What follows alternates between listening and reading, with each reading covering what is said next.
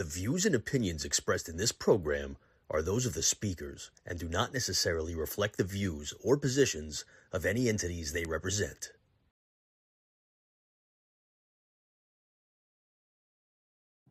Before we get started, I'd like to take a moment of silence for all those that were lost in the line of duty.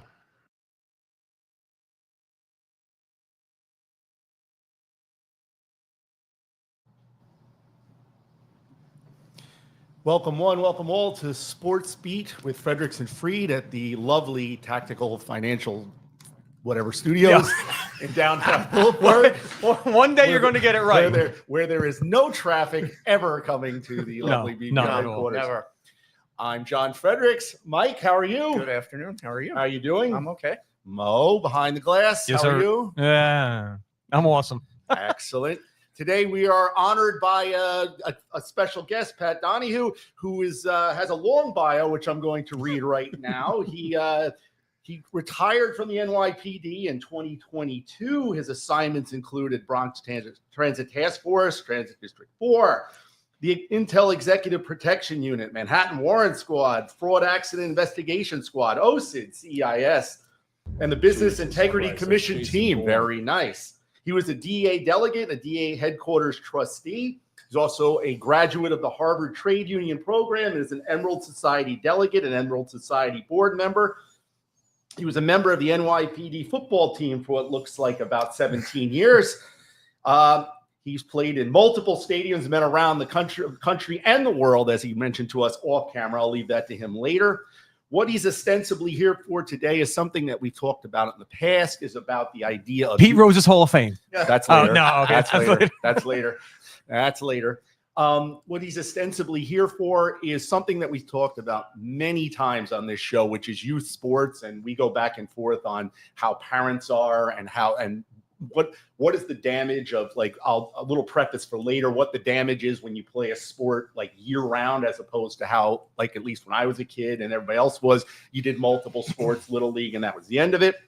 For this, his sports officiating career is the NYGAA, that's the Gaelic Athletic Association, EBUA, the Elite Baseball Umpire Association, the WCBUA, Westchester County Baseball Umpires, WPWBOA, Westchester Putnam Women's Basketball Official Association, a lot more. IAABO, the International Association. Reminds me of Accredited Apollo Basketball. Creed intro from Rocky. That's it. With all the nicknames that he had. That's it. CHSAA, the Catholic High School Athletic Association, the SIMCHS, the Staten Island Manhattan Catholic High Schools, Ivy League of New York City High, and Independent Athletic Association of NYC. That was a lot to read, but what we have is a level of expertise I think we're going to enjoy later. Well, you forgot the most important one of all his qualifications. What's that? He's one hell of a sexy man. You just forgot. That's the biggest thing. Well, I leave that up to you to gauge the sexiest of the people. Oh, okay. Thank you. If it came from Mike Burke, I would be a little bit more concerned. Yeah. You know, Yes. got to watch out for Burke. Now I know why you carry that calendar notebook. So I'm old school. I prefer pen and paper. Old school. I write everything down. If I don't write it down, it's gone in the ether. I just can't. Like I see. Speaking of kids, before we jump in, they all like take notes on their phone now. They'll do like voice notes and all the time. And I'm just like that. That might be voodoo, because it's gone. If I didn't write it down, it's gone.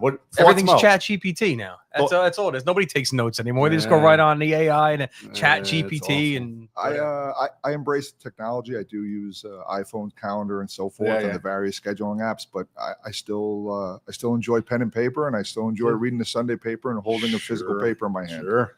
That's old school right there, the paper. So we have a plethora of New York teams we can talk about. Big word, I understand, Mo. I get it. You don't like those words. But I know who we can't talk about. Yankees, Mets, Giants, Jets. Where would you like to start? Yankees first. Yankees first. Oh, I see why I got to do that. See, I see. All right. No worries. Yankees Let's first. store that my. Oh, no joy in Mudville. But if I'm being very honest, just to set this up, I didn't think the Mets or the Yankees, neither one of them were going far. Actually, and I thought one team would win one series. That turned out to be the Yankees. And I thought the Mets were going to make the playoffs. You know, we'll talk about that debacle 4-0 when they could have made the playoffs because the Brewers did us a favor. But I didn't think either team was going very far. They weren't built for the playoffs, and it showed. You know, they played well against the Red Sox, but a better team beat them going into the next series. Thoughts? Everyone complains about Boone. I'm actually changing my mind on that. It's not Boone's fault. How do you sell? I'm still going with Cashman, the way that he's building the team. You know, even though it's they've been going to the playoffs, now? It's 16 years straight. Actually, they've only missed 1 year, right? Right. There was 1 year. It was like 20-something years, isn't it? They got into the playoffs. Yeah, I think the last time they missed was Jeter's last year, I believe so. So thoughts on Cashman or Boone? Because like the Swallows of Capistrano, the fire Boone, fire Cashman posts come out instantaneously from every Yankee fan. A few that I revel in their displeasure. You know, if Pat Callahan's watching, if Ronnie Kress is watching, I love when you guys go bananas over that. So please, Ronnie Kress, Mr. Yankee Stadium. Oh detail. yes, indeed. So what are your thoughts? Fire Boone, fire Cashman? What? No. Okay. The bar in New York City for sports excellence is extremely high. And at times we fall victim to expectations where any other city, any other sports franchise, they would take playoffs 19 out of 20 years and sign a contract and give away their firstborn. I'm a diehard Yankee fan. I grew up minutes from the stadium, spent a lot of time there, started my police department career at 161 in River, turned out at District 11, and I worked in Bronx Transit Task Force. So at night when I worked 10 to 6 in the morning, I used to go grab a couple of games, sit in the bleachers. Sure. We could talk about that. I think the statute of limitations has run out on me in the housing bike unit, riding in and letting the guards watch my bikes while we were in the bleachers watching Yankee games. I remember my first interactions was there's a legendary transit boss named Tony Emilio. Oh, yeah. Yeah, Tony works at the stadium, but he's like, hey, you're that kid that's in the bleachers. And I'm like, yeah. And next thing you know, I became a cop. I think Boone did a really good job managing this year with the roster that was put together for him. As a manager, you can't control injuries, and the Yankees did get hit pretty hard early in the year with some injuries. At the beginning of the year, if you told me as a Yankee fan, you're going to make the playoffs, you're going to knock Boston out in the first round, and you're going to arguably lose to the best team in baseball in the Toronto Blue Jays, I would say, I'll take that. I agree. I it's how I saw it. It's like, okay, so there was a not the one that just came out with Ben Affleck, but there was a whole Boston Red Sox documentary thing, like when they finally broke the curse and whatnot. And they talk about the history of the Red Sox, and they were built for the Green Monster, and they had all these guys that were, giant men that hit home runs, but that's all they did, and they were slow. And to me, I'm not going to talk about the pitching right now, but to me, that's what the Yankees were. Yeah. Home run or nothing. That's all it was. It showed. There's a famous saying in sports, especially baseball, live by the home run, die by the home run. So if your offense and your winning ratio is predicated on hitting home runs, when you hit the home runs, you look like a genius. When you're not hitting home runs, where's your fallback? Right. It's true. You can't build a team to hit home runs and then also play small ball. Do you agree with my home run assessment? What do you think about it? For me, because I like the Stanton guy. I like Chisholm. I think Chisholm should be on the team. Chisholm's not a Yankee. He's not a Yankee. I'm sorry. What is a Yankee? No one stays on the team anymore. Nah, but no. Aaron Judge will be the one that stays on the team. Other than that, I don't think anybody's permanent for that. I just don't feel he doesn't. You got to get away from that. What do you mean I got to get away from that? I mean, it's hard to be down on a 30-30 guy, and I think they actually went further back and it said if you look at Chisholm's first 162 games with the Yankees, he's actually a 40-40 guy. So, I mean, it's hard to be down on him. It's just maybe it's my perception. I feel like he hits a lot of meaningless home runs. It was almost like the knock on A-Rod for all those years when he was struggling in the playoffs. He would pad numbers on games that were meaningless. I'm glad you brought that up because it brings me into another one. I mean, Aaron Judge finally gets a hit in the playoffs that matters. Hey, Yankee fans only on this one. Is he finally a Yankee now? Can he be a Yankee? Is he part of the team? Like he actually got one fucking hit. Can he be a Yankee now? 55 home runs? Can he do it? Calm down. Every My goodness. it's almost What's more red, John's shirt or his head? Wow. Listen, Liverpool. just because the Mets trash Pete Alonso, don't think that the Yanks hate Judge. We're not jumping into the Mets yet. Plenty of time for your hate over there. I'm pretty sure Aaron Judge was a Yankee when they made him a captain. They made him the captain. Much like how I enjoy when Pat Callahan and Ronnie Kress fire Cashman, fire Boone every year. It's like, it's like Groundhog Day with them. Every year I got to see this in social media. Every single year. He's not really a Yankee yet. He's never done it in the playoffs. Well, he finally did it in the playoffs. Hey. He beat the Red Sox with the home run, right? Is he a Yankee now? Can we end this conversation? Is he a Yankee? Here's my 2 cents. He was a Yankee before that game-changing and series-changing home run. Correct. But it goes back to what I said originally. The bar is set so high in New York that 10 years from now, when we look back at Aaron Judge's numbers, we're going to say, wow. 100%. We were privileged I'm saying to it now. see this. We are seeing a person live that older generations experience with Mantle and Gehrig. My mother's favorite player, Mickey Mantle. So Aaron Judge was a Yankee, pinstripe and blue, everything, before the home run that changed that series.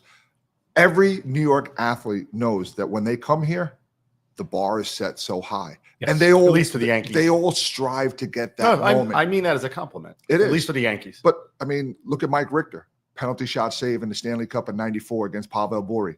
That's Mike Richter's Ranger moment. Right. Every athlete wants that because it's the greatest city in the world to play when you win. Oh.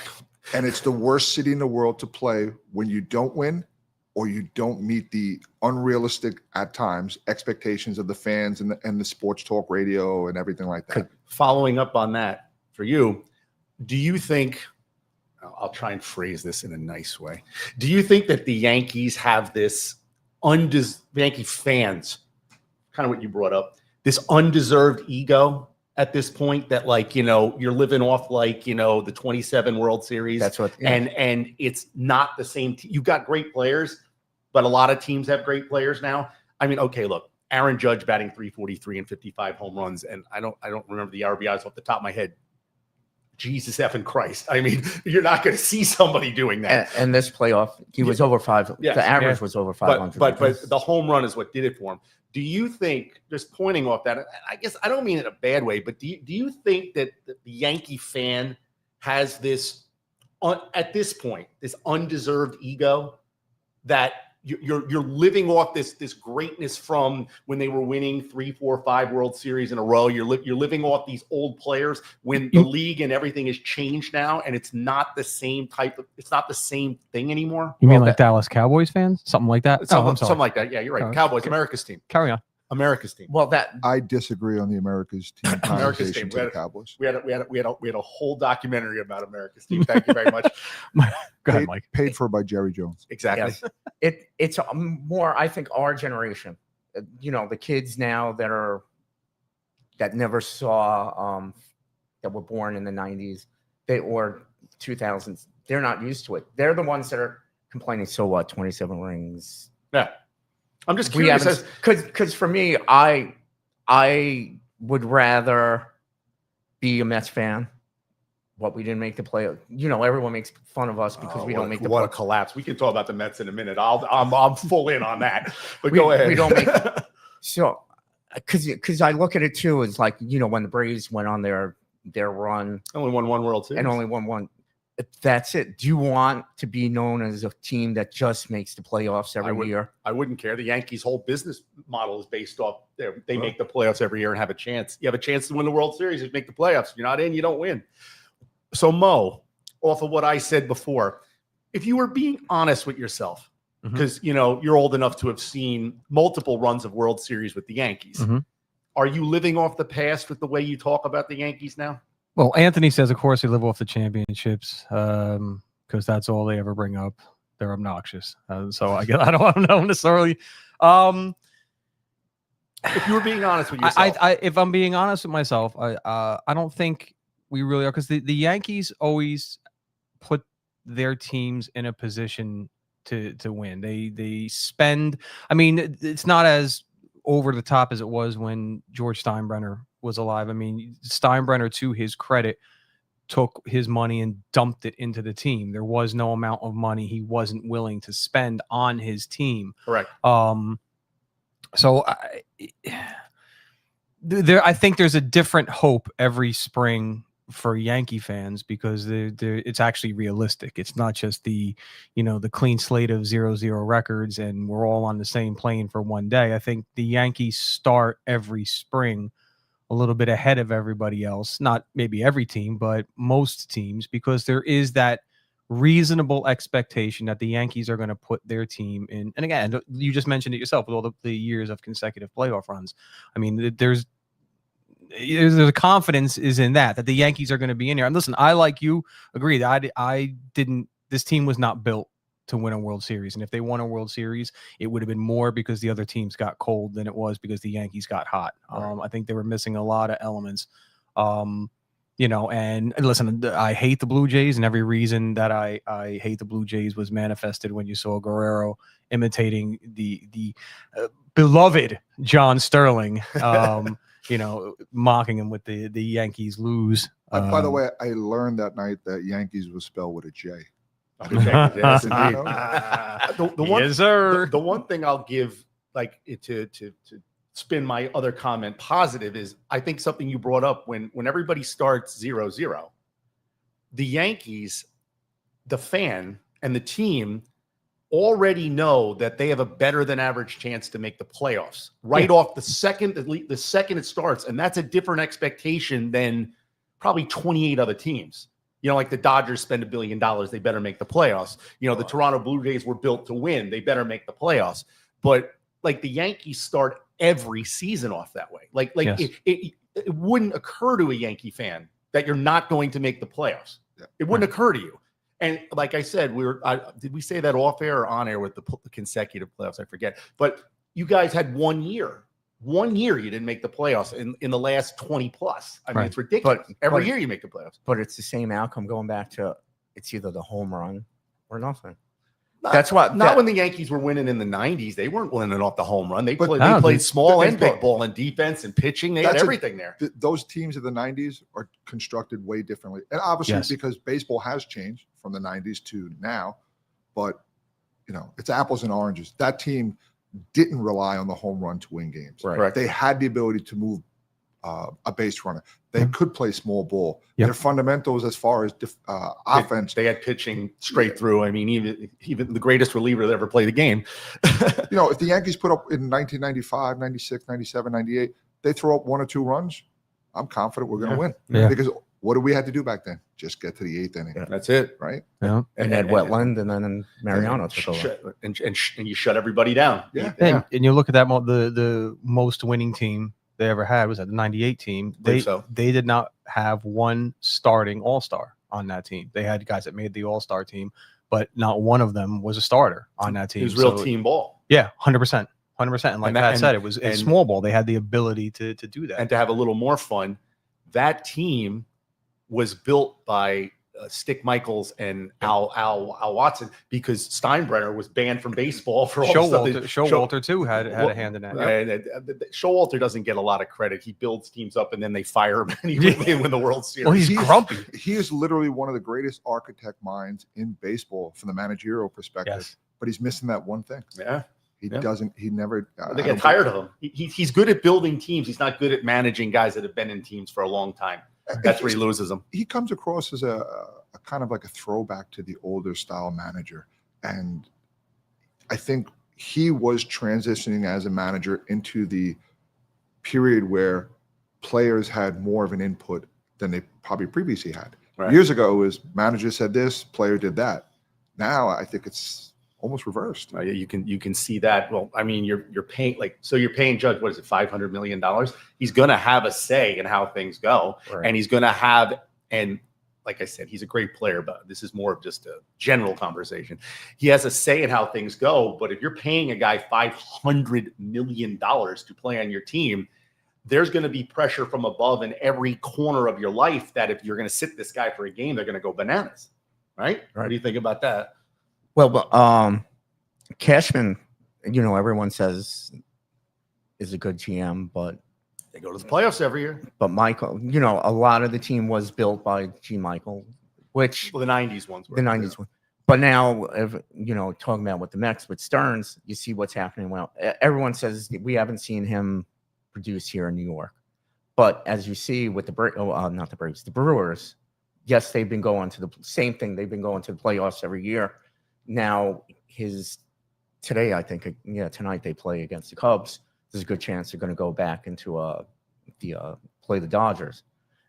Now, if they beat the Dodgers, get to the World Series. Look at the teams that he's built. A lot of Met fans are complaining about that. So what? I guess Mike is tired of talking about the Yankees. So we'll dive into the Mets now.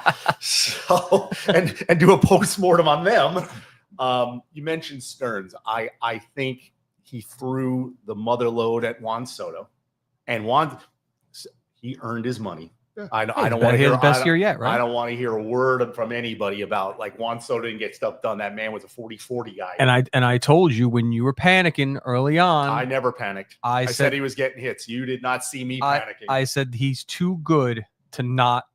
And he's going to perform. He's going to hit when everybody's like, wasted money. No, I never said that. Not you specifically. Thank you very much. You said me, sir. That was a direct line of fire.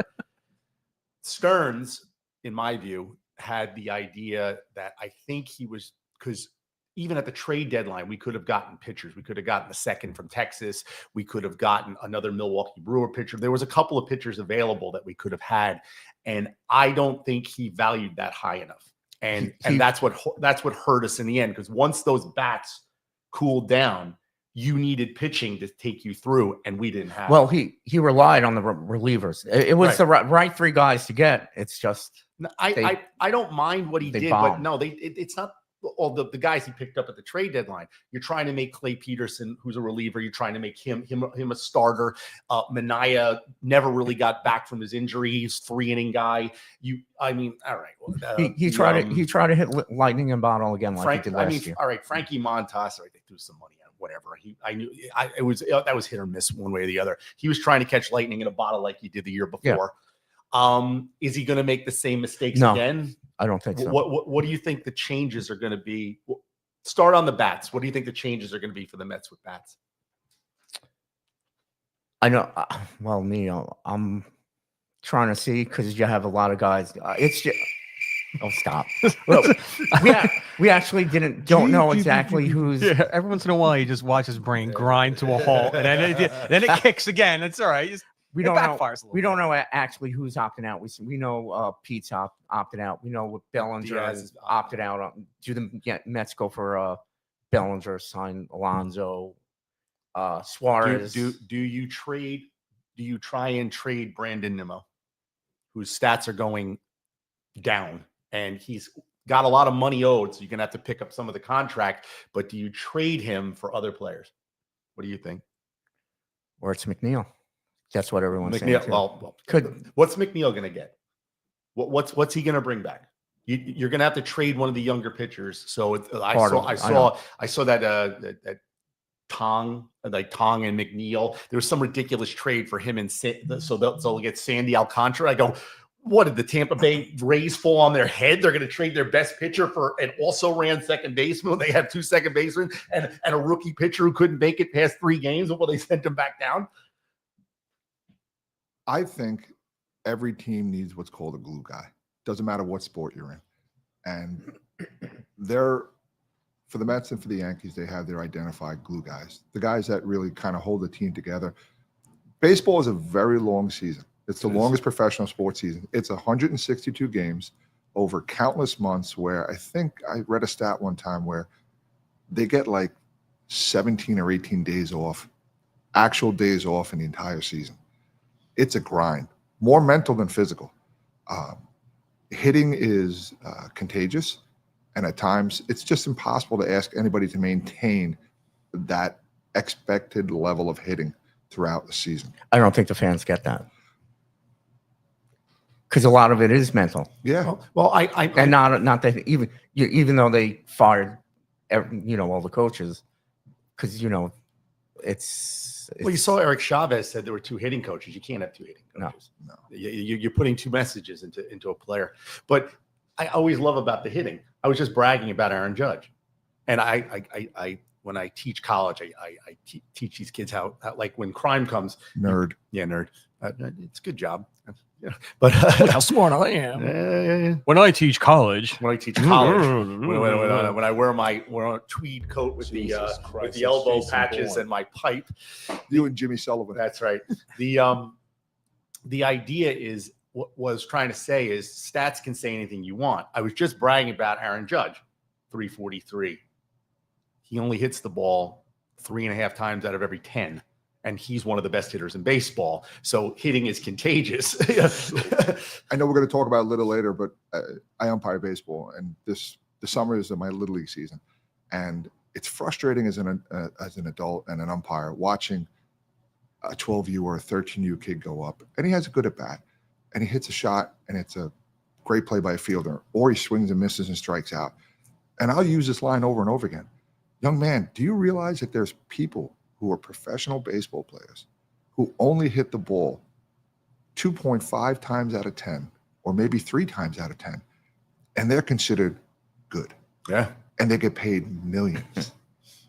Sometimes you have to break it down to that very simple explanation. You can make stats say There's anything you want. There's no other sport There really isn't. where you can fail 70% of the time and be considered an all-star. Well, more than half the league is under basically what 250 average. I also meaningless and useless stats we yell about all the time. Launch angle and exit velocity, bullshit. Who gives a shit? And all these guys they're all swinging for the fence, so they don't give a damn that they strike out 120 times. Reminds you of the Major League movie where they're all sitting there, not too high, too high. What do you mean too high? All too right. far? So here's a quick crossover to our next segment. Last Sunday, I got an emergency phone call from my umpire signer. He says, "Hey, we need help. Can you cover a game at 2:00?" I was in Staten Island at a basketball referee clinic. I said, "Sure, no problem. I got my stuff in the car." He goes, "It's an 8U game." Absolutely, no problem. 8U is the level that most umpires start out when they're getting into umpiring. So I go up to New Rochelle. It's 8U. It's one of the first fields I ever umpired when I got back into baseball. And it's great. It's a field full of like feral cats, and you're trying to organize them to play a baseball game. It's 8U. The expectations are have fun, smile, and I want you to come back tomorrow and play baseball again. In the second inning, a coach came up to me and goes, "I need to talk to you about your strike zone." And I said, what do we need to talk about? He goes, "Well, I think you're calling a little bit of high pitch, and the way I'm coaching my batters now, I'm teaching them." And I go, "I'm going to explain something to you very simple. This is 8U. If the pitch is level and they can swing their bat and make contact, it's going to generate a strike call from us." So we're not talking about the Yankees and the Mets or the Brewers or the Red Sox. We're talking about 8U baseball, where I literally tied 5 shoes at the plate because the players couldn't tie their shoes. And I have a coach coming up to me about, "I need to talk to you about your strike zone, the way I'm coaching my batters." It's very Christ-like, Pat. You're not afraid to serve. I like that. We're definitely gonna talk more about that because as Mo and Mike will attest, one of my giant pet peeves about most youth sports now is what they become year-round endeavors. Everybody's going to whatever major league they are. Unruly parents, unruly coaches, unreasonable expectations. That's going to be all second half stuff, and I'm just going to let you riff on that as the resident expert. So sorry for going out of turn. That's all right. That's okay. That's okay. Maybe you didn't hear. John is a teacher. I'm a teacher. Yeah, please follow the curriculum, Pat. Thank you. I just feel like one of my DD5s got kicked back. That's true. You just got red pen. You didn't make the inside baseball for the non NYPD. Hey, stick to the Pulaski checklist. That's it. The basic Fun fact.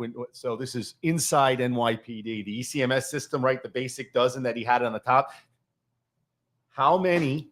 Did you ever see the ECMS system? Okay. So how many spelling errors were in the basic 2 dozen at the beginning of ECMS written by Phil T. Pulaski? How many? More than there should have been. Give me a number. I'm going to go Sounds with like he 6. knows. 6. Give me a number. 12. 97. 97 spelling errors, grammatical errors in this. This man was a 3-star chief, a lawyer, 90,000 other degrees, and the chief of detectives. And there were 96 spelling errors. Well, I heard a line and I crossed it over for my law enforcement profession, mostly as a union delegate and then as a baseball umpire. We're human beings. We're not robots. We make mistakes. 96 of them in an official police department document? Better than 97. That's true. That's true. Good point. That's true. Listen. That's true. Gotta be better tomorrow. Spinal Tap, because it's one higher. Anyway, back to the Mets, because I don't want any joy in my life. So back to the Mets. Well, it seems like you're very successful. So so the last game of the season, the Milwaukee Brewers actually do us a favor, and I'm watching the Mets play, and I'm sitting here like, these guys, like, they're not even showing up. We can knock the Reds out and at least have a chance, much like the Yankees. We can have a chance at the playoffs, and they did nothing. That was they were down 4-0 in the second inning, and the game was over right after that. It's what they were consistent at was the inconsistencies. Yeah. So runners in scoring position, plenty of that. Although the Yankees have had that problem too, but not as bad.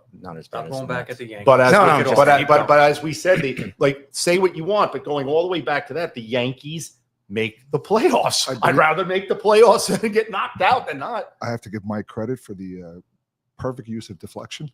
It's not the Mets, it's the Yankees. Yeah, you see how he did that? It's like, no, the Yankees, the one time he can actually string the thought together, he's like, oh, well, no, just like the Yankees did. Like, no, stop doing that. Stay focused on your own pain. So I'm a self-professed diehard Yankee fan, and I'm probably in a very small category where I do not hate the Mets.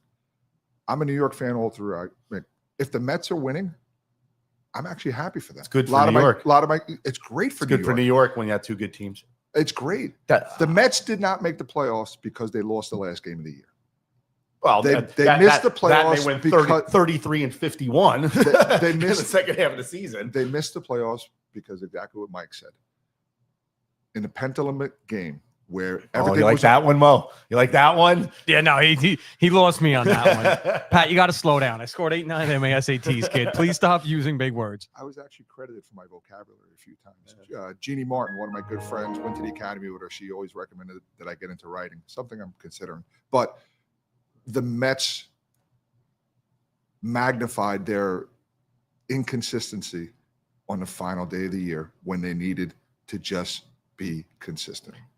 If the Mets were consistent, like the beginning of the season, they're in the playoffs with 3 weeks to go. Yeah. And they would have close to 100 wins. Would you say they're better than the Yankees or the same? Because the same, I would say the same. The Yankees had better all-around players. I think they have a better team, and that's with the Mets with Juan Soto and Pete Alonso and on down the list. I mean, but Yankee pitching, other than Fried, who was it? No. There really wasn't anything else. The Mets, that's it. I think the Mets actually had the all-around hitting, and then for a while, and then the bat, like you said, the long season, the bats went cold right after the All-Star break, and there was nothing coming back. So I have a claim to the Yankees hitting coach, James Rosen. I don't know if you recognize that name. You see him in the dugout all the time. He's very close to Boone. Went to high school with James. James was a freshman at Mount St. Michael Academy when I was a senior. James was a stud athlete, great football player, great baseball player, was drafted by Seattle, I believe in the 9th round, gave it a shot. He's the epitome of the guy that couldn't hit to get to the major leagues, but has the ability to sit and connect with people. He broke his bones in the Yankee organization with Judge. I'm pretty sure Judge had a lot to say in bringing him up and making him the full-time hitting coach. So a coach can only do so much. He could sit with you and watch video and breakdown analysis and do visual observations. And a lot of times it's just a simple encouraging word just to get him out of a slump. Senior year of high school, I was playing baseball. I was batting 3 in the lineup. I went through an atrocious slump where I couldn't hit anything. And my high school assistant coach was Brother George DiCarluccio, great man, pulled me to the side one day. He says, Pat, you just need a hit. It doesn't have to be a triple. It doesn't have to be a home run. Just make contact. Let the ball hit your bat. And I didn't understand it at the time. And later, as I got older and I went back on some of these things, it made so much sense after the fact. I broke my slump with a ground ball up the middle that probably took 9 bounces before it got past second base. I got to first base, turned around, and Brother George goes, there you go. And that was it. I was out of my slump. I went from being 8th in the batting order back down to 3rd. And it just took a simple phrase. Let the ball hit your bat. And that's a great segue. But once again, you're spoiling all our second half stories.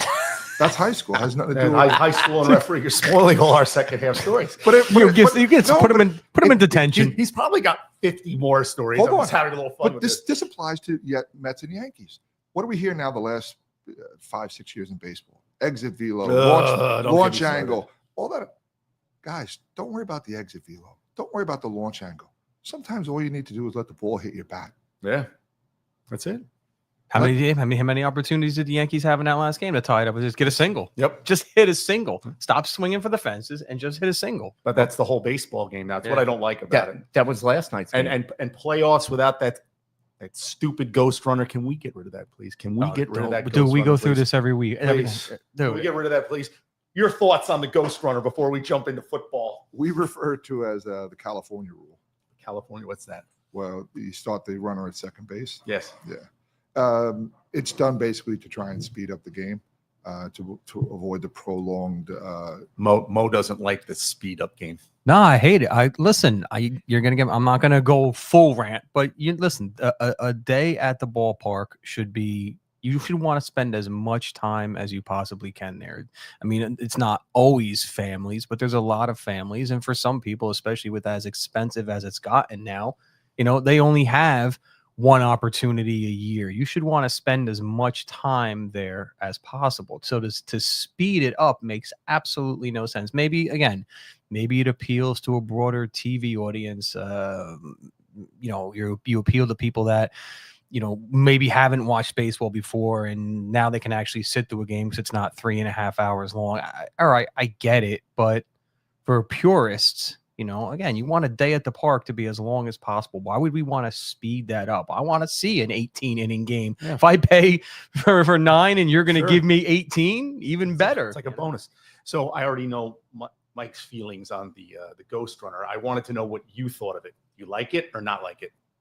I don't like it. And it's for this reason. I like to consider myself a traditional sports person. I do believe that sports need to adapt with the times. And I think most sports have, over my lifetime of watching sports or participating in sports, watching them embrace changes that needed to be made. But there's no reason to start a game or an inning with a runner on second base. It takes away from, it's almost like cheating. Yeah, it does. It is cheating. It is cheating. And I'll throw one at you, even though this actually can bridge both. Because I think, so as an umpire, I'm a big fan of the electronic strike zone. I want it. I want it in the major leagues. I want a strike to be a strike. I don't want to hear an umpire that doesn't call it. There was a couple of calls in the Yankee Red Sox game 2, where that ball was clearly off the plate 3 times, and it ruined the Boston Red Sox and the Yankees too. And the Yankees. I don't want any of that. As an umpire, thoughts? See, now you're the one jumping into the next section. You see what he did? Yeah, it's applicable to what's going on in Major League Baseball. There's people who have umpired a lot longer than me. And I believe that a line I heard a long time ago applies. People do not resist change. What they do resist is being changed. Umpires have their strike zone. That's a phrase I'm sure people have heard. All right. It's predicated on the batter and the level of sport you're playing. I always tell my umpire, we pregame before a game, right? So, if it's a 7:00 game and I have the plate and I got to get geared up, I get there at 6:15, have all my gear on. My partner shows up around 6:30. We go over certain topics of points of emphasis, what we're going to work on. And I like to end the line, hey, let's get the calls right today. So if that means in a point in the game where I have to go to my partner for a verification or on a pull foot off a bag at first base on a play or a swipe tag that he had a better angle, if I make the original call and say he's out and they ask me to check and I say, hey, I had an out call, but I don't know if I had a really good angle. Did you have anything better? And he goes, hey, I did have a better angle, and he whiffed. He didn't touch him. So we change it. And I put my hand up and I say, upon conferral, we are going to change the call. One coach is happy, one coach is not. But at the end of the day, the coach that is now suffering from the change call will appreciate the fact that the umpires got together and got the call right. The amount of money that's involved in professional baseball, you really should not have a game change or altered because a strike wasn't a strike or a ball wasn't a ball. All right. So I am a fan of the automated ball strike system. I think it's going to help umpires. I think once umpires get to the point where they accept that help, all right, pitchers in Major League Baseball now, they're throwing the ball high 90s, low 100s.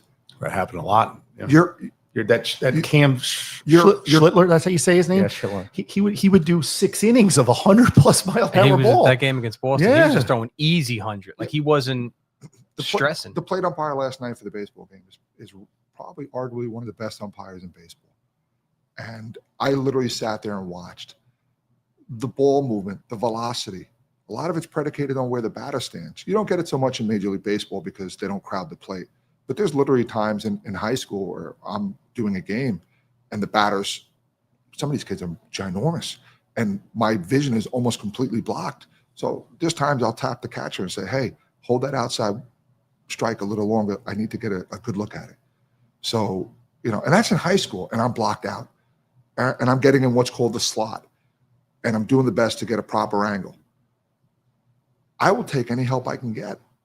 It's just a matter of. Would you prefer that the computer calls all the balls and strikes, or the one where they tap the helmet? No, I think by giving the batter the opportunity to question a call, or because let's be honest, if you're playing Major League Baseball, your eye's pretty good, and you have a very good idea of what your strike zone is or what the strike zone is. And I think from an umpire's perspective, sometimes they feel it's a challenge to them and quote unquote their authority as an umpire. It's not. Ultimate goal of any sports official is to get the call right. And I think if this helps get the call right, I think it's a good thing. But then like with the NBA too, favoritism, I think you mentioned something where you had a player. Well, no, like if you know how some umpires give the pitcher the plate, that's going to, a lot of the favoritism. Yeah, I did a 12U game 2 weeks ago, and the kid comes up to me before the game. He goes, hey, can I ask you a question? I'm like, absolutely. What do you got? He goes, are you a pitcher umpire or a batter umpire? Yeah. And his coach is like, get out of here. And I'm like, I start laughing. But that's a real thing. You see before Major League games, they have that little, at least Yankee ones, they have that little thing they put in a corner. Is the umpire known to be? There's a great account on X, Twitter, and it tracks umpires. Yeah, I know that. It's phenomenal. And you look at some of these guys, and they're 98% correct for the game. That's amazing. Correct, yeah. Mike, I think what you were saying, you're talking like when I always pick on Greg Maddux, and I say how Greg Maddux, I mean, there were times if you watch, I mean, he had also the benefit of Lopez behind the plate, who was one of the tallest catchers ever. Well, yeah, with the framing. And yeah, but there were times where he was getting pitches like 3 inches off the plate. They were almost in the opposite batter's box, and he was getting it because he was getting that benefit of the doubt because, again, it's Greg Maddux. He's always around the plate. He's always on the plate. So in an umpire's mind, if there's something that's on the border, they're going to default and give him that strike. Right. So you can literally watch him during the game. Javi Lopez would start moving a little further out. Every inning, he'd get a little further out, and Maddux was still getting these strikes that were just way off the plate. Because again, the umpire's giving the benefit of the doubt. It's Greg Maddux. Of course, that's got to be a strike there. I'll give away a little trade secret. An umpire behind the plate knows when he missed a pitch. It really does. And I'll use my own personal experience. Feel like hell. There's nothing worse than missing a pitch and getting it wrong, whether you call a ball a strike or strike a ball. Beats you up. Literally, it might replay in my head for like another 2 or 3 pitches. We try to be like goldfish, swim across the bowl, forget you were there. You have to be a goldfish. But nobody feels worse about making a bad call in sports is the official. So, I think it's a good thing. I think just the profession has to accept it. Because if the Players Association wants it, if the owners want it, because let's be honest, some of these games are worth a lot of money. If you could stretch a playoff series from 4 to 5, somebody's getting another home game, and that's a lot more money in their coffers. Or if it had been something like say that last game with the Mets where it didn't happen. Mets just played horrible. But it's true. If say a bad call had cost the Mets the playoffs, I mean, that's real. Like that's 162 games and you're done. It's over now. Or use that Galarraga kid years ago that lost the perfect game. Yep. Because of the blown call at first base. And to Pat's point, and you remember when they exchanged the lineup cards the next day, the umpire was crying at home because he knew he blew the call. Yep. And he took that from that kid. Go back to the Cardinals Kansas City Royals World Series with the play at first base. Yes. I guarantee you, I don't know how much longer that umpire umpired in Major League Baseball. But that call just echoed in his head forever. Yeah, probably did. The best thing we always say at the end of the game is, what we want as a sport official? People say, "Damn, that was a great game." By the way, who was refereeing? Exactly. Who was umpiring? Which will dovetail us nicely because we can talk about refs prior. I talk about the NFL, and I want to jump in with.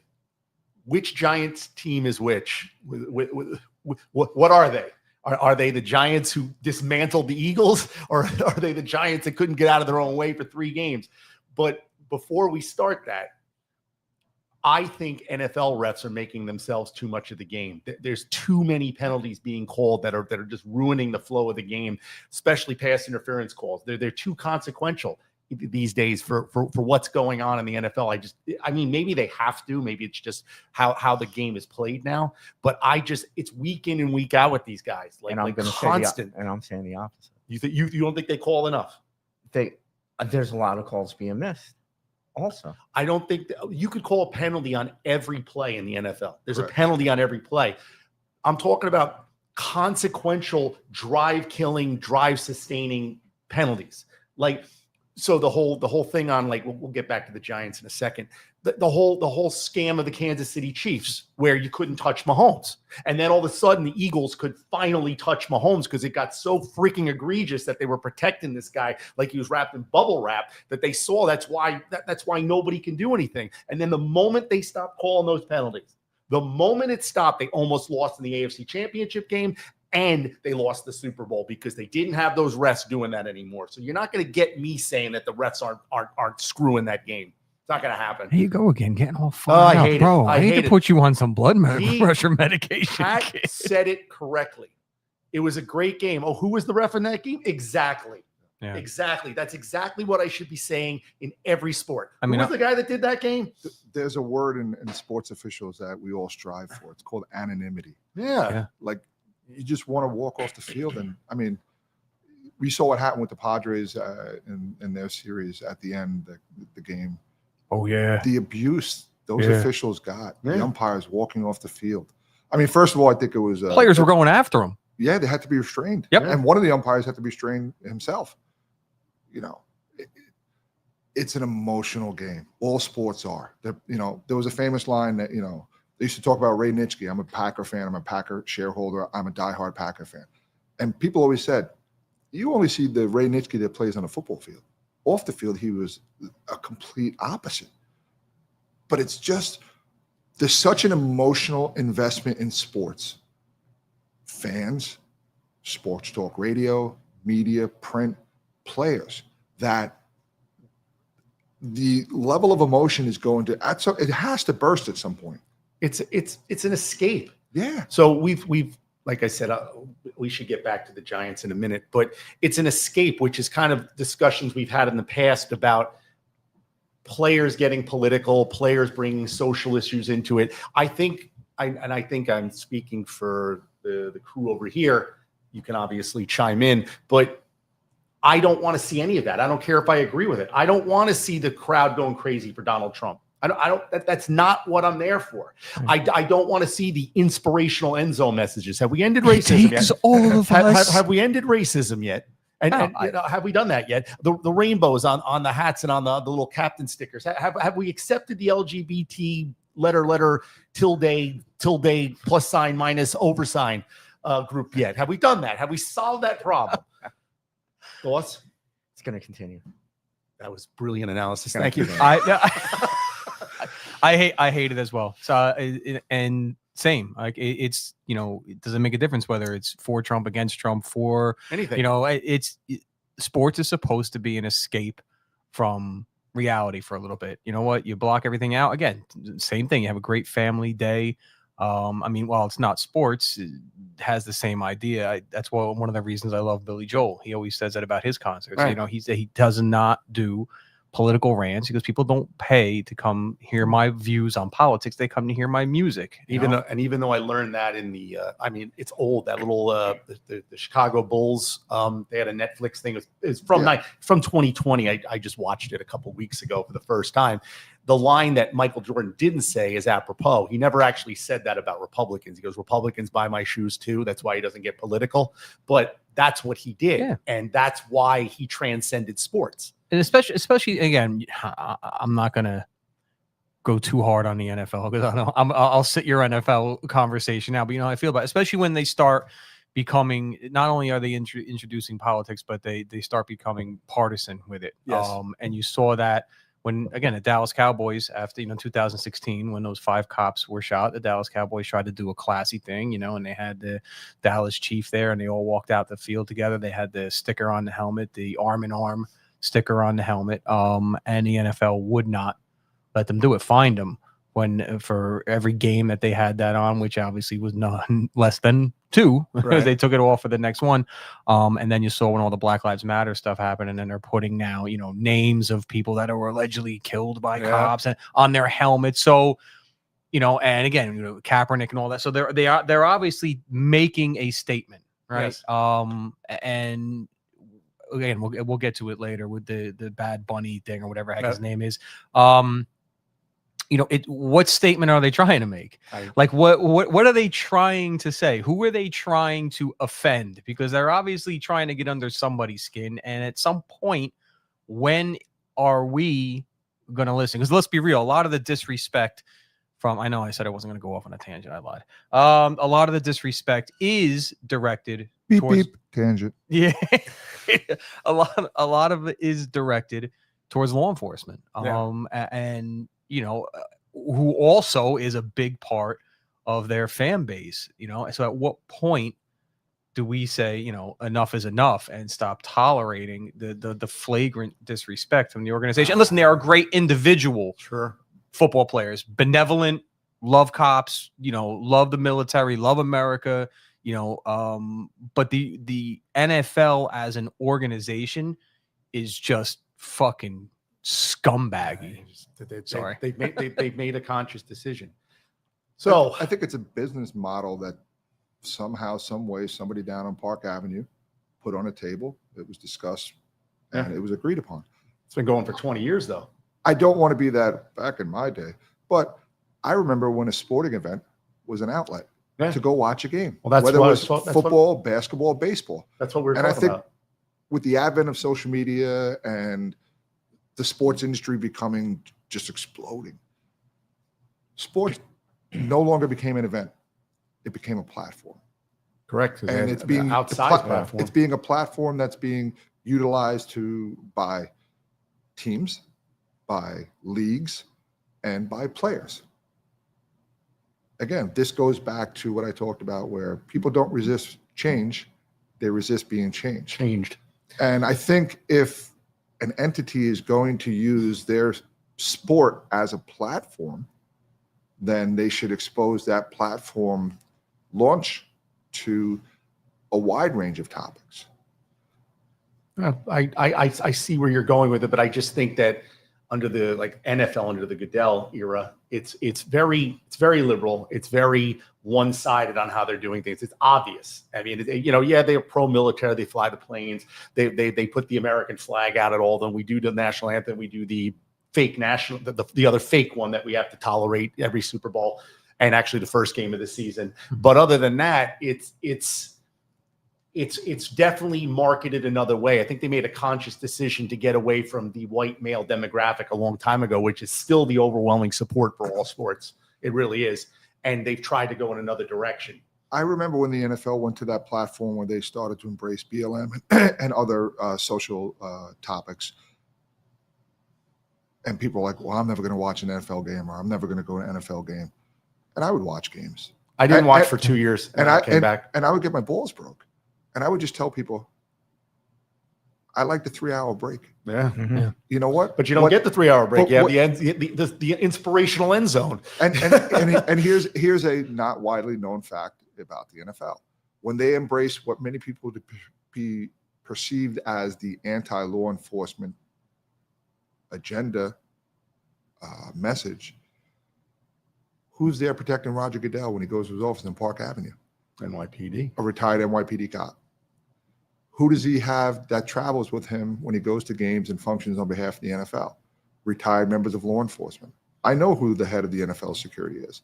I know who that person is. He's a retired law enforcement person. I won't say who he is or where he's from, but that's the part that gets me, where they're making their individual choice as to what they want to do for their employment. But the league is embracing, and it was clearly an anti-law enforcement message. Yes. But at the same time, you're depending on those people for your protection. It's your California gated community argument. Yeah. Every liberal that votes for all this stuff doesn't have to suffer the consequences of what they're voting for, so they don't care.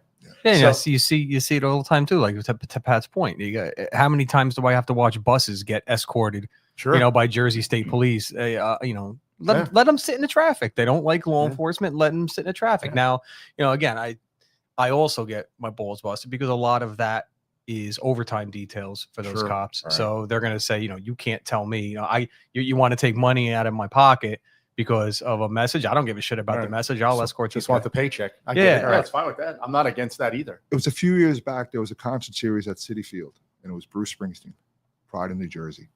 And at the time, he had authored and was promoting a song called 41 Shots. Right. Amadou Diallo. In response to the Amadou Diallo shooting in the Bronx. At the time, Chief of Department Joe Esposito was there, was not happy with that, and he pulled his escort detail. So at the end of the concert, normally they get escorted out highway with their wheels, and they make life very easy for them. They pulled them away. Became a little behind-the-scene political firestorm that involved City Hall, and I heard Espo got called to the carpet on it, but he took a stand. Again, people go to that concert to be entertained. Oh, if you know anybody that's gone to a Bruce Springsteen concert, there's about 45 minutes of political banter in between, in the middle of that concert, and it's 3.5 hour times. He does it all the time. And Chris Christie had the same thing, ironically, at Bruce Springsteen concert. Always involves Jersey. Jersey. Well, somewhere in the swamps of Jersey. Well, no, it was at the Barclays, and again, I don't know who specifically, but hypothetically, somebody had to be there outside with the Jersey Troopers and his detail, and you hear the last song go off. From the time that Christie came out that secret side door to the time that he was out of Brooklyn on the Jersey Turnpike was less than a half hour. Yeah. Now, the people leaving the arena, they didn't probably even get out of the arena for a half hour. Did you ever try and leave Giant Stadium? That's a 3-hour trip. It's amazing, and that was when, at the height of Christie having his battles with Jersey cops, and so here you got, the level of hypocrisy. Shut the bridge down. Allegedly, hypothetically. So not to get sidetracked. So Giants, your thoughts on them? Which team are they? Are they the one that beat the Eagles? By the way, the Eagles are overrated. They should have lost 3 games already. They got very lucky with the record they had. Yeah, I think this is the team. Yeah. you're actually seeing Dable with his own, the way that he taught Allen, coached him. You're going to see that with Dart. Okay. You're going to see that with Scatterboo. He did embarrass himself running in the blue tent blue with, tent, yeah. with Dart. Pathetic display. But mark my words, he will get a big fine. Yeah, probably will. Yeah, absolutely. And then one of the owners ran in there too, right? There were two people that ran in the blue tent when Dart went down. I don't know about an owner, but somebody. Dable was caught on camera, and player welfare is the number one concern. Yeah. From what I'm told by my friends that are associated with the NFL and specific teams, once you go into that blue tent, you're no longer part of the team. The independent doctor runs the show. Right. And, I've heard of arguments where, they say, hey, you're not good to go back in the game. It's not like the old days where I got my bell rung and, I'm going to go, here's my helmet, go back in. I was interested before we get back to like how well Scatterbo and Dart and Wan'Dale Robinson and a few others on the Giants are now playing. I mean, it's night and day from Russell Wilson. I mean, it's unbelievable. Yeah. But he was holding his head. He couldn't get up. How is he out of that tent 5 seconds later after Daboll went in there and he's back? I mean, he played well in the game. Maybe he's fine. But I mean, anybody else holding their head that can't get up, you're not coming back in the game. How did that happen? It reminded me of the movie Any Given Sunday when, LT got his, he's hurt and he's like, let me go back in. I need that, that contract incentive. I'm not a doctor. I've played sports for almost 40-something years of my life. Anybody who's either played sports or watched sports, you can tell when contact takes place where, that person needs to be evaluated. Yeah. But I mean, they took him in, and look, he looked fine when he came back out. So, and I'm not professing to be a doctor, so I guess it was all well and good. And they played really well. Like I just told you, the Eagles are not a good team. And like the Cowboys should have beat them week 1. They should have lost the third game. They finally lose. They finally lose last week and this week. I think they're being it's amazing how they're being exposed for the kind of players they have. But the Giants, I mean, what I noticed with the Giants with Dart so far is they're, like you said, with that glue in the baseball. This team is coming together. Like, they're not making the playoffs this year. Let's not go crazy. But they're gonna win probably 8 games now. They're gonna win 8. And if you asked a Giant fan before the season started, hey, we're gonna let you, take a nap and wake up at the end of the season, you have 8 wins. They'll be like, "Oh, that's a great year." Yeah. What are your thoughts on the Giants now? Before which team you think is the real one? Like I said, this is the real one, definitely. How do you say? You said just the different. Well, the first game they won, second game, no, they lost to the Cowboys in that shootout. with 500,000 yards thrown because the Cowboys' backfield was awful. Right. Defensive backfield was awful.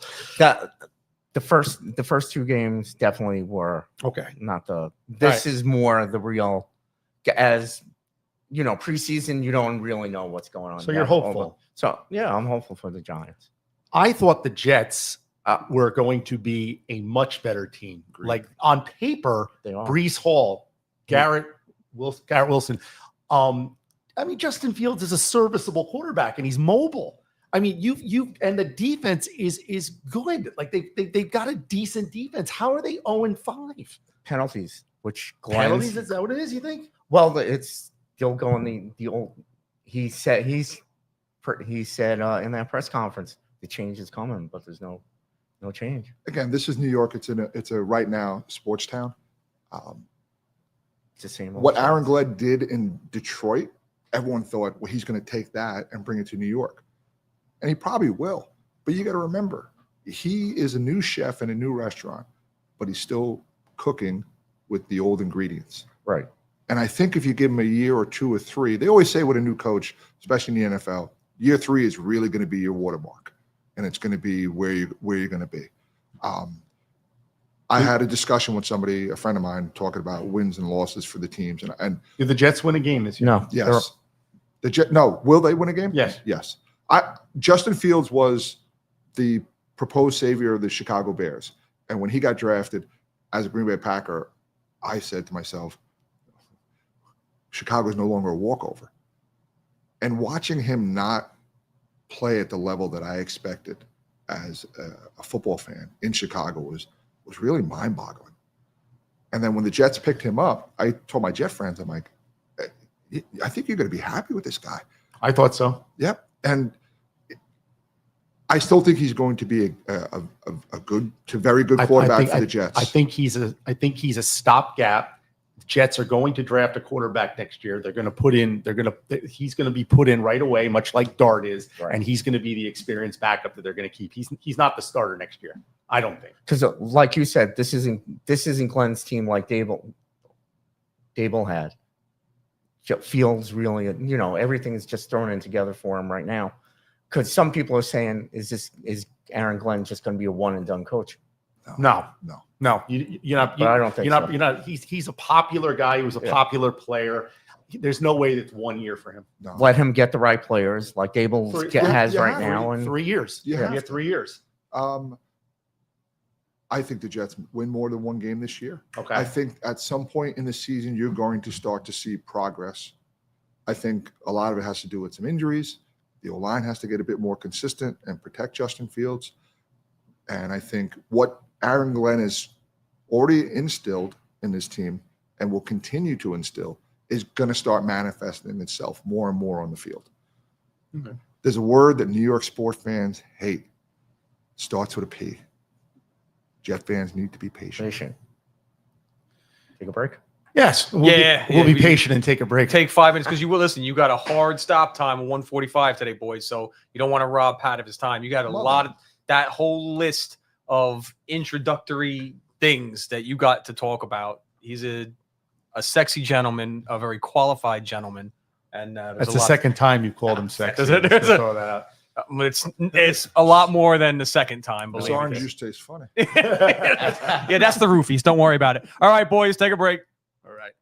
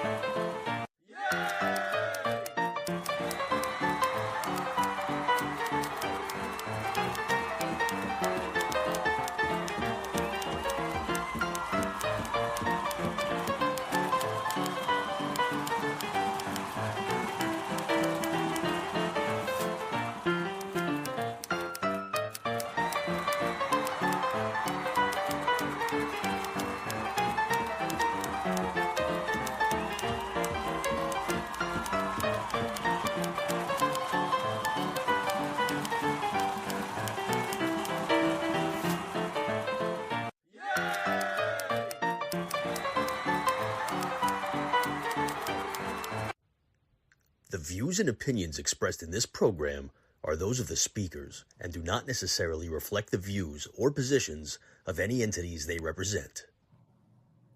Welcome back to Sports Beat with Fredericks and Freed and special guest Pat Donahue. So while I could lament the Mets all day, I could talk about, my beloved Cowboys. We could talk about how Pete Rose belongs in the Hall of Fame and all the other fun stuff that we mention every single time I come here. What we're going to do is get a special treat because I actually want to learn a lot about what goes on with this. We bitch at our referees all the time. They're to blame. We actually mentioned that in the first half about how we don't want them to be part of anything.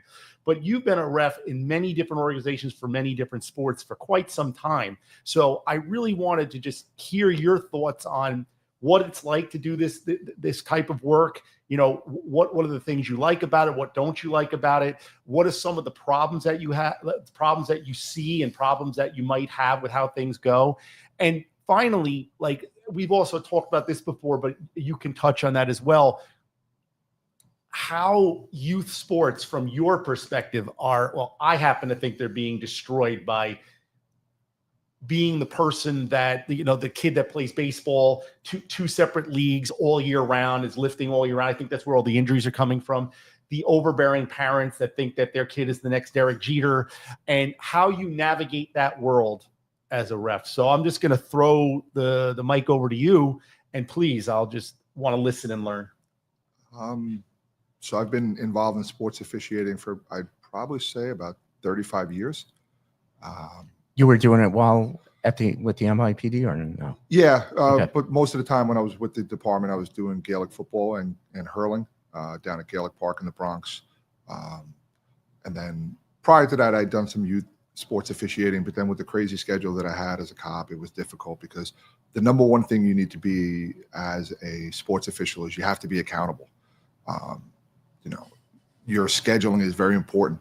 There's a famous line from any assigner, the person that assigns you your games: update your availability, update your availability. And when you accept a game, like for BOCES, Section 1, Westchester Putnam County, I literally sign a contract to officiate that game. So it's a huge commitment. And I think anybody that wants to get into the world of sports officiating, it is the number one thing is commitment. You have to commit yourself both to educating yourself, the requirements, and then continue your education no matter what sport it is. I think there's a big misconception that when people see an umpire behind a plate, or they see a basketball referee or a football referee, it's just like, well, that guy just, put his hand up and said, I'll be a referee or sports official, and I'm behind the court. That's not the case. There's a lot of educational format that you have to go through, classes in person. For baseball, you have to do on-field mechanics and show a level of proficiency before you even get behind a game of a plate or a first base for an 8U game. Same thing goes for basketball with CYO, youth, grammar school, modified.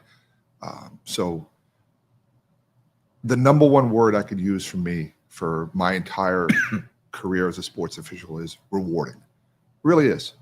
I played sports my entire life. I played in high school. Fortunate enough to play in college. Played Division I football up at the University of Rhode Island, and then at the University of New Haven. I played semi-pro football with the NYPD for almost 17 years. What position? I didn't know that. Despite my size, I was the kicker and punter. Okay. Full disclosure, I did get recruited to play tight end and offensive line in college, but I chose the kicking and punting route because I thought that gave me the opportunity to go to even a further level. It never happened. No regrets. I enjoyed it. But I'm an athlete that can't be athletic anymore because of my age and certain injuries that I've had. So I transitioned into sports official. I'm still part of the game, and I love sports. Sports has been a huge part of my life. Sports is the reason I'm sitting in this chair right now. In 1965, my father left Ireland and came to America for 3 months to play hurling in Gaelic Park in the Bronx and wound up staying. So if it wasn't for sports, bringing my dad to a foreign country and then set up a life and a family, I wouldn't be here. So, and I played sports since I could walk. There has to be sports officials. I jokingly say without rules is anarchy. All right. There has to be that guy that stands behind the plate, or a girl that stands behind the plate, or a guy or a girl on the basketball court or on the lacrosse field or flag football or whatever it is. No official goes out there and the last thing they say before they take the field or the court is, I want to be the difference today. I want this to be about me. And if they do, it's very evident in how they officiate. Should, in the professional, I know youth is different, but professional, should it be full-time, that some people say? If we're talking about the NFL, it's a long but short season, but I really do think that being able to fully devote yourself full-time to that craft will make, and they're all at the top level of officiating to be in the NFL at that point. They've all progressed from Pop Warner to high school to college, now right. NFL. I think it would make their profession better. Is it feasible? Probably. The NFL is $1 billion entity. I think if they wanted to do it, they could do it tomorrow. Aren't they full-time already? No, they're not. Oh. No. A lot of them have regular jobs. Lawyers. Lawyers and teachers and private industry. But I think if you are allowed to commit your full-time to any profession, you're going to be better at that profession. And I think if the NFL wanted to do that, the officiating, which everybody likes to complain about, and sometimes with due cause, it will be better. So if you had to pick a sport that you officiate that's your favorite, which one would it be?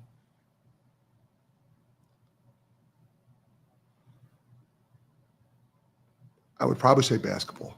Why so? Basketball was my first sport I loved growing up. Loved it. Was pretty good at it. Not to be a bit of a narcissistic jerk, but I was an oversized kid growing up.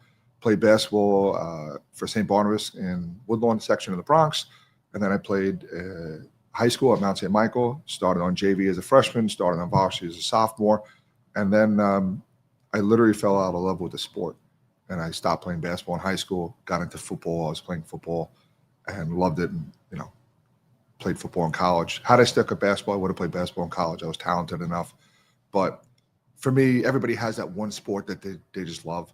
For me, it was basketball. Can I just make a suggestion, Pat? Look, I'm looking at the picture of you in your basketball uniform, referee uniform here.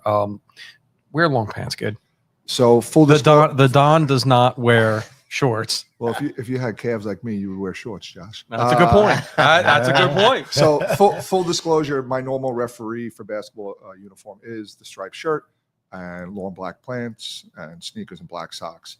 That was a IBO camp. IBOS is International Accredited Association of Basketball Officials. This past summer, I went to Albright College in Pennsylvania. I was fortunate enough to be awarded a scholarship by Board 52, which covers Westchester and Putnam County. I'm a proud member, and that was the uniform they made us wear. So yes, we do wear long pants or trousers, as you would like to call them. Slacks. Yeah. But yeah, basketball would be the sport that I enjoy officiating the most. What's the hardest one to officiate? Basketball. Still basketball. What's unique about it that makes that difficult? In the game of basketball, there are so many more instantaneous decisions an official has to make that can impact the game. In baseball, those decisions do come about, but not with the frequency that you have in basketball. A bad basketball official can really dictate a game. Gambling? I don't gamble. No, not you, but yeah. We all know about the scandal Yeah. with Tim Donaghy. Every profession doesn't matter. Like, we were all cops, right? You put 30,000 NYPD cops or whatever it is, you're going to have your bad apples, all right? Teachers have their bad apples. Pharmacists have their bad apples. Plumbers have their bad apples. Sports officials is no different. They have the same unfortunate attraction to vices that would maybe take over their lives. More so, I think. Angel Hernandez. the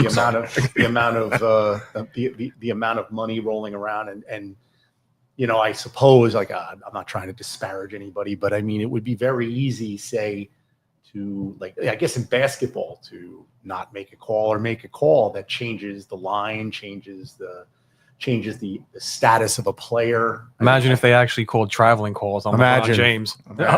Imagine.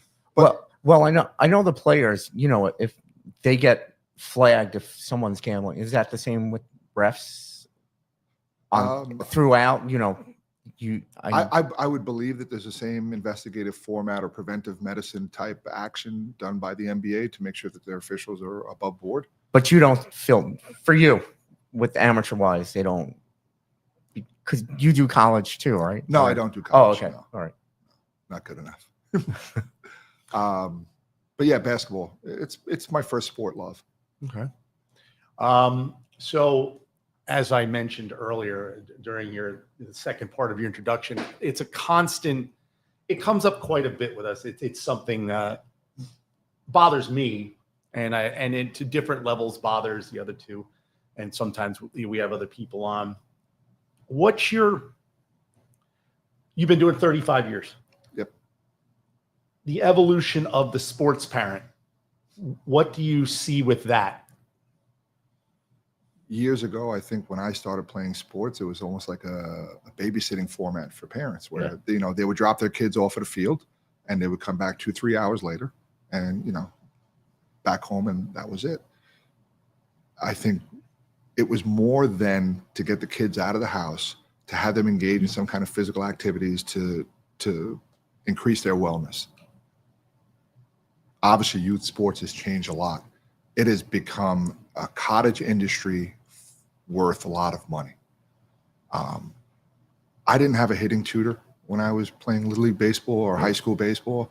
I didn't have a pitching coach when I pitched at Mount St. Michael Academy. When baseball season was on, I played baseball. When baseball season was over, I went on to the next sport. I played football in the fall, transitioned to basketball. And when basketball was over, I played baseball. And then when the summer was over, we played everything we could, rode our bikes. Now, like, I talk to some of these parents at like baseball games, and some of the dollar amounts they throw out for what they pay for this clinic, this coach, this program, this travel team is amazing. Why do you think they're doing that? Like, what if you were to look at that objectively, like, okay, I get it. They love their kid and fine.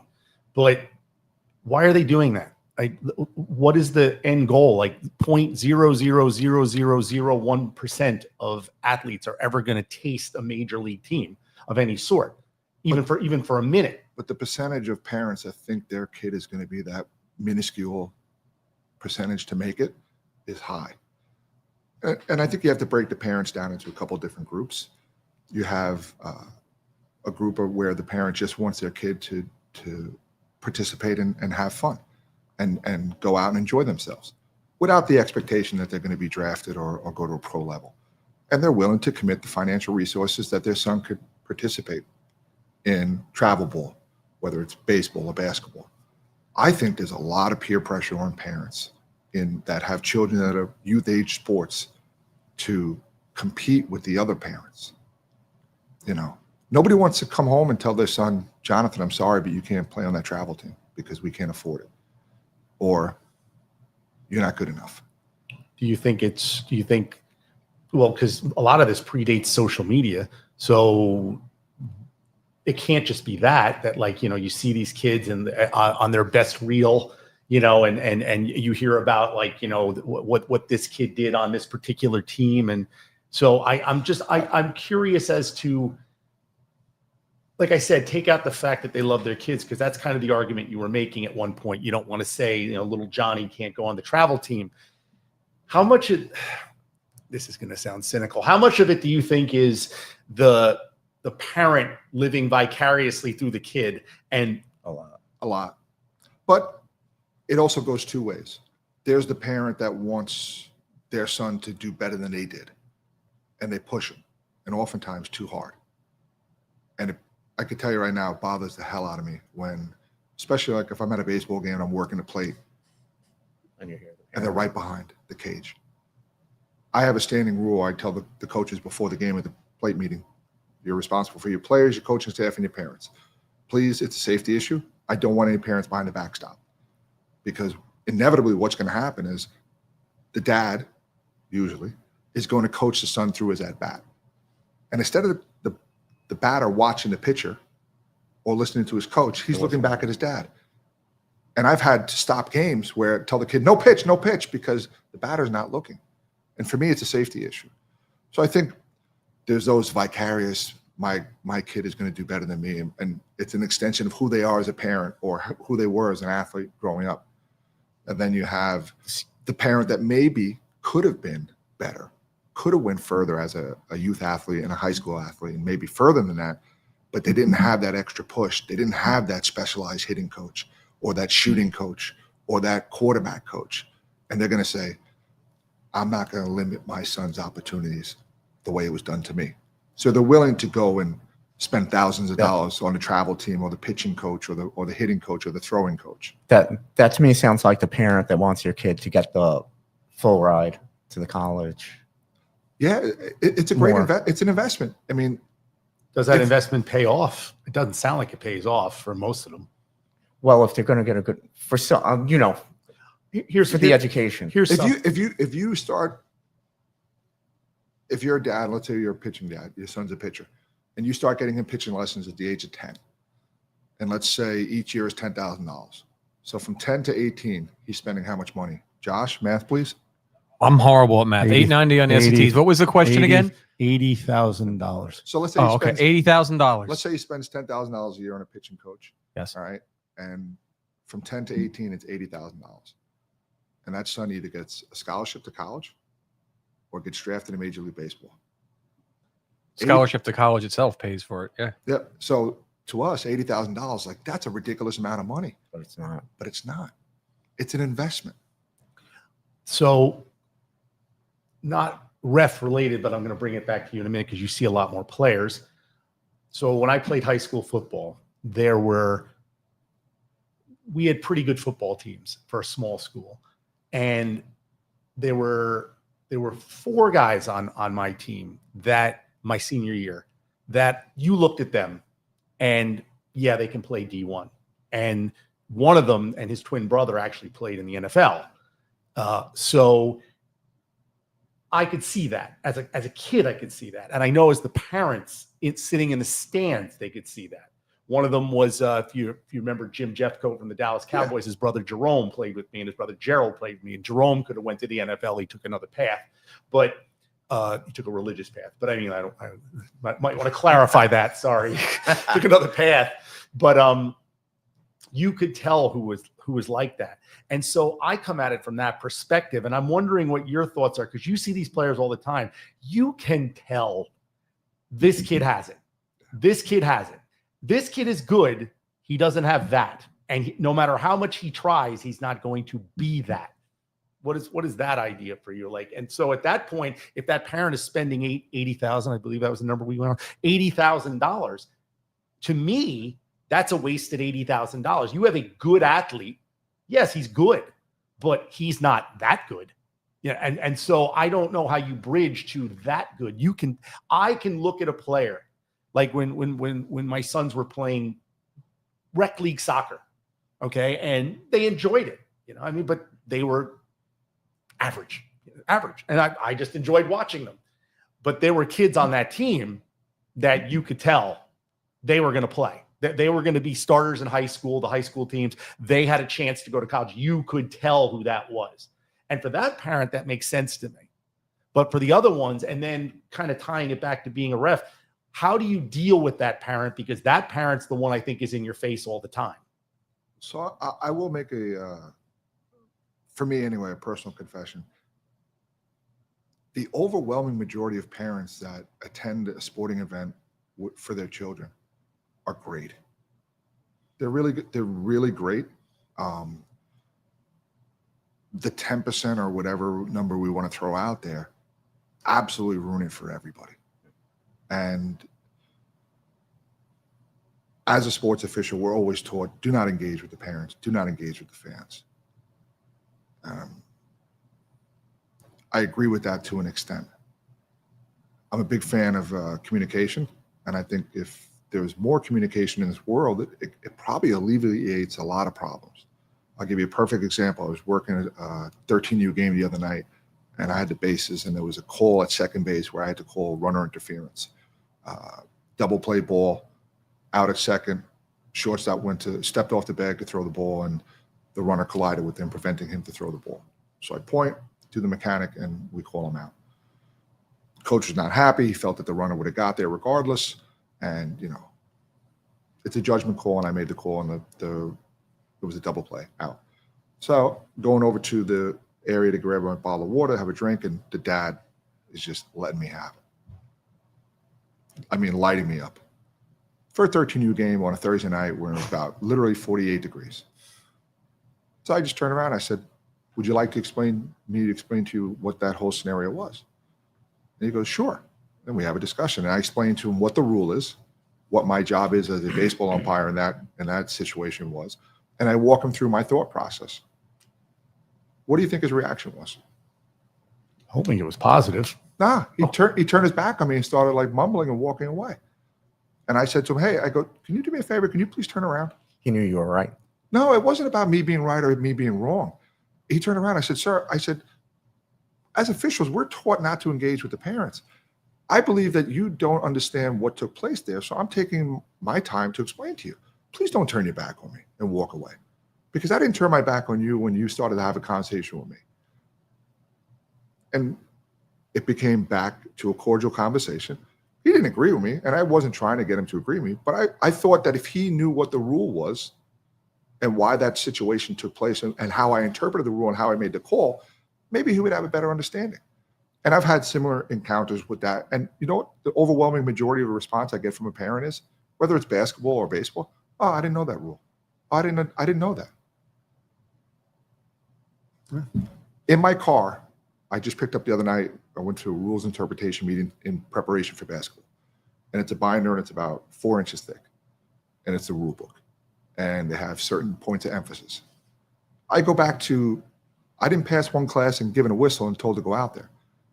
I invest myself in the world of sports officiating just like I did in my law enforcement career. I went to training. I tried to better myself. And hopefully it translates into how I'm perceived on the court or on the field when I umpire. But going back to that one scenario, that's the typical dad you're going to get, who's going to absolutely light you up. And I can understand why he's upset. He's emotionally invested in the team. And by the way, the play didn't involve either of his sons. It was just a player on his son's team. And I get it. He didn't know why I made that call. He thought because the runner was super fast that he's safe regardless. And I explained to him, there's no caveat in the rule book that says it applies this way for a fast runner and this way for not a fast runner. Yeah. Mm-hmm. Did I change his opinion of sports officials and baseball umpires that night? Probably not. Well, but I think maybe I broke that third wall or fourth wall where, these umpires. Well, I explained to you why I made that call. What do you get the most satisfaction out of being an umpire referee? What drives you to keep doing that after all these years? The interactions with the athletes. When the baseball player or the basketball player realizes that you're there and you're trying to do your best and that you really care about them. I had a game the other night. It's a team I had umpired for a couple of times. Catcher's great. Love him. Just a great kid. I hate using the term kid, but he's 13. He's a great kid. And before the game starts, I said, hey, go back to your dugout and get the pad for your chin, for your umpire, for your catcher's mask, and put it back on because we're not starting the game. So he goes, and he does it, and he comes back. He goes, you're the only one that catches that. And I've actually caught him 3 times. It's uncomfortable, and he explained that to me. And I said, great, I get it. It's uncomfortable. But you're not going to start the game because as a baseball umpire, the last line we have to say when we do our plate meeting is, coaches, is everybody properly and legally equipped? And they have to verbalize yes. And it's a legal protection for me. But at the end of the day, I want everybody to play that game of baseball, have fun, and not get hurt. And then the parent caught it. And as I'm walking off the field, I came over and they said, hey, thank you. I told them to put it back in after the last game. I said, kids are going to push the envelopes. You should know that by now. You're a mom. True. But just the interactions with the athletes who understand that you're out there not to be the bad guy. And understand that goes both ways too, because as a catcher too, I used to have, just what we were talking about, a lot of interactions with the umpires, and we'd see the same umpires, in like almost like a cycle, especially when the higher level, when you get up to like the Met League in that area, you start to see the same guys and you have that relationship with those guys. And to pat myself on the back, I was a great receiver. I was not the best catcher. But I was a great receiver. My arm was adequate.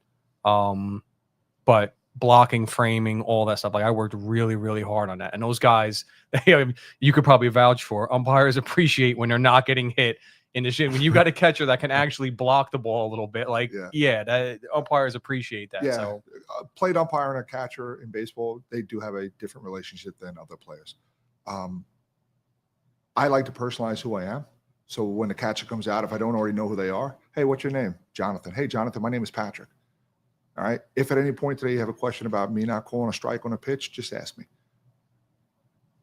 100%. And you're 100%. You're that relationship. Like I got a lot of passive aggressive shit talking off because it was a joke, and that would go both ways. Like the umpires would be giving me shit during the game, but it was understood. There was that, like he said, once you personalize it, there's that baseline of mutual respect. So if I'm saying something, he knows I'm not trying to show him up. This is just the banter we got now. There's catchers that I work with on more than one occasion. They will literally curse themselves if they miss a pitch and I get hit.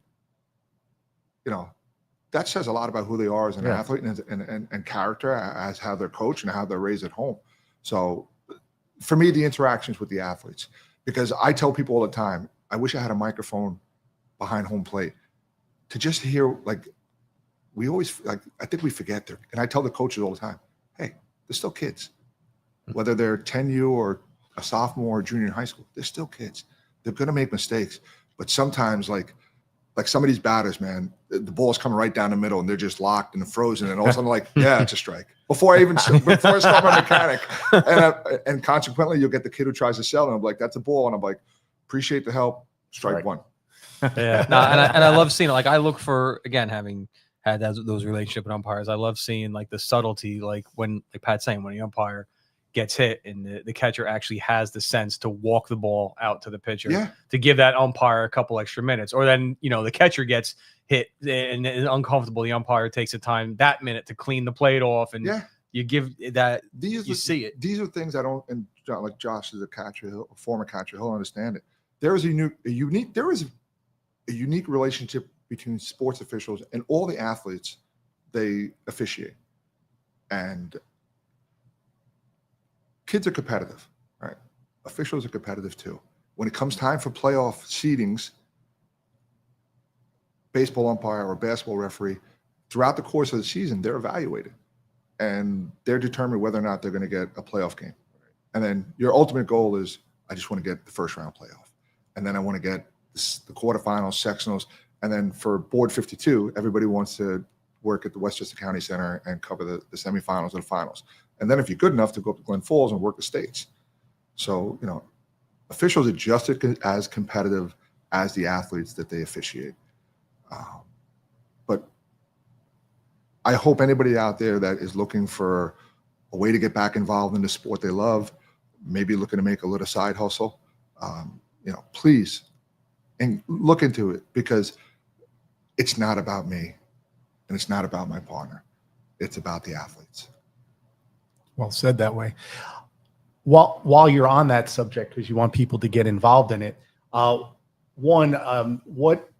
kind of website can they look at to get started? And two, all right, just you could pick basketball or baseball, either one. What's the time commitment training, average time commitment training before you're certified to do one of those sports? I use basketball because we're rolling into the basketball season. When I got back into officiating basketball, I enrolled with IBO, Board 52. A lot of it is based on where you live geographically. So anybody that's interested in becoming a basketball referee, I would say Google, how do I become a high school basketball referee in Bergen County? Google is the answer to everything. All right. So for basketball, there's boards. The board is number dictates the region that you will represent. So for me, went online, sent in an interest email, got back information about a class. I had an in-person class, usually 1 day a week, probably goes anywhere from 12 to 18 sessions. And they literally walk you through chapter 1 to completion. Along with the in-person class, I also had to perform online training and go through a chapter by chapter academic program for the rules of basketball. Once you pass that test, You are then eligible to go on court. They would then take you through a training curriculum where you shadow. So you'll go to a basketball game and on court, go get certified. And then you start out at the lowest level. You start out at modified, 5th grade, 6th grade, 7th grade. And then based on your ability and your proficiency and your knowledge of the rules, your application of the rules, your game management, you move up the ladder. You'll go to freshman, you'll go to JV, and eventually you go to varsity, hopefully. Your name is basically on a list too, or? Yeah. Yeah. You get evaluated in season. At the end of the year, you get a ranking where you are. And then depending on how many games you did, what your ranking is, where you are in your class, you can move up, or consequently, you can move back down. Okay. Well, this was all incredible information and a lot of fun to listen to and hear about. And I really did like the unique perspective you bring as a referee for so many years and an umpire for so many years, and how you see the game as opposed to how we talk about the game. It was really, really enlightening. Yeah. Well, I have to ask you the most important question. Plugs? In a minute. Does Pete Rose belong in the Hall of Fame? Yes. Yes. Okay. Thank you. I did. Yeah, Thank yeah, you. exactly. I stir Mo up all the time. End of argument. Yes. Yeah. And so do the steroid guys. They belong in as well, but We'll table that for another time. Jonathan, I just want to go back as far as getting people involved. There's a website called the NFHS, National Federation of High School Sports. That is your gateway to a lot of different sports. And they will put you in touch with the region if you don't know the region. One moment. I believe I sent you a link or a picture for that as well. I sent it to Blue. She should have sent it to you. Anyway, I continue. Yeah. Sorry. And please, any adult, and you don't have to be adult. You could be a young adult. You could be in your late teens, early 20s. Get involved. My biggest regret right now is that I didn't stay officiating baseball and basketball throughout my police career. Would I be at a different level than I am now? I'd like to think so. It's just because I had that competitive athletic nature, whether I'm playing or officiating. But just the interactions, it's very rewarding. You're not going to get rich refereeing basketball. You're not going to get rich umpiring baseball. Are you going to have a little money in your pocket? Yes. But there's a running joke where you can tell who's there for the money and who's there just to be a part of the game and keep it going. Because somebody officiated my games when I grew up. They're probably not officiating anymore. Somebody's going to have to carry the mantle and take the torch and keep it going. Because without officials, you're not going to have sports. As bad as they are and as the biggest pinata they've become in social media and everything like that, we need officials to have games. True said. Any plugs for you? Anything you want to promote? I'd like to acknowledge the organizations I work with. IBO Board 52, been great supporters of me and everybody else. Westchester County Baseball Umpire Association, EBUA, Gary and Zach. I appreciate all the time you spent with me. Thank you for getting me back into a profession and an endeavor I love. Westchester County Women's Basketball Association, it's great. Anybody that's on the fence, get in. There's, I believe in Texas and there's other states, parents that get ejected from a sporting event are not allowed to attend a sporting event until they take classes on officiating and have to officiate games. It's probably a good idea. Wow. Mike, anything from you? Evan, stillblue.org. That's an organization I'm also part of. Oh, they do. They're 501. Coming out swinging today. I like it. They really focus on, getting a lot of people involved that are retired, trying to get people out, basically. Out doing fun things. Okay. Fun things. Fun things. I like fun things. Yeah. Anything for you? Yeah, well, as always, the BBO Flower Fund, always something very nice to contribute to. And my personal favorite charity, other than that one, the Happy Jack Fund, happyjackfund.org. They're having their annual 5K again on October 18th. Worthy charity that gives scholarships to siblings who have lost a brother, sister, to death, and it started off as a tragic situation from the president, Steve Doyle, and he turned it into a positive thing for everybody to be part of. So if that's something that interests you, happyjackfund.org, their annual 5K is October 18th, so it's about a week away, and I highly recommend you get involved in it. And other than that, thanks for everything. Oh, so I don't get any plugs. As What do you want to plug? What do you want to plug? See, you're acting like I don't have it. Bible365.com. That is the website run by Charlie Kirk's wife, Erica Kirk. You can subscribe to it and then choose how you receive the verses every day, whether by email, text, or you can download their app. It is completely free. You'll get readings every morning, and if you read them every morning at the end of the year, you will have read the Bible cover to cover. They are currently still doing their 2025. If you sign up, they're starting late, obviously, because of Charlie's death. So I think the 2026 doesn't start till like January 15th or something like that. But I mean, you can still read the 2025 ones then. So give that a look, Bible365.com. And in that vein, Turning Point USA, for those that are vomiting over the NFL's choice of Bad Bunny or whatever the fuck his name is, they have decided that they are going to do their own halftime show as an alternative. They are going to run it at the exact same time that the NFL is running Bad Bunny. Whispers are that Creed is probably going to be the headlining band, but that has not been determined yet. But again, February 8th, same day as the Super Bowl, same time as their bullshit halftime show. If you don't want to spend the next 4 months having to learn Spanish in accordance with Bad Bunny's orders, this will give you an alternative. So track that. Again, Turning Point is going to be sponsoring it. And yeah, that's all I have. Now you. Thank goodness. Thank goodness. Who knew? Well, listen. I just want to say that. God, I'm sorry. I just want to say thank you for the opportunity. I appreciate it. Yeah, Pat, come Wonderful back. having you. It was great. Come back soon, please. Yep. All right, boys. Well done. Another See you banger.